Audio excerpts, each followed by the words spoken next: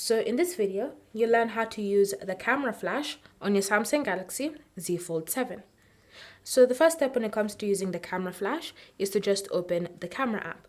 From here, you will now need to locate where the camera flash feature is. So with the user interface slightly different, if you ever want to access the camera flash, you'll have to tap on this menu icon down here, which is in the form of 4 small dots in a square. And when you tap on it, you should see the camera flash icon. So from here, you can now use this to enable, set it to auto flash, or even disable the feature.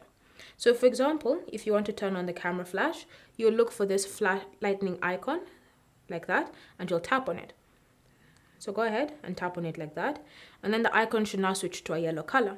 Once it's switched to a yellow color, any photos you now take from now on will have a flash and then the image being taken. You can even see here the flash is still visible in the photo. So you can go ahead and now start taking images with the camera flash on your Z Fold 7.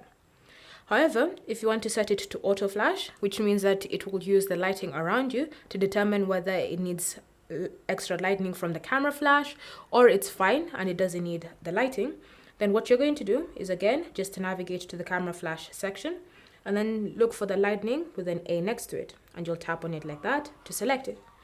And now your camera sensors will determine based on your locations whether you need extra light because of the camera flash or the image is fine to be taken like that.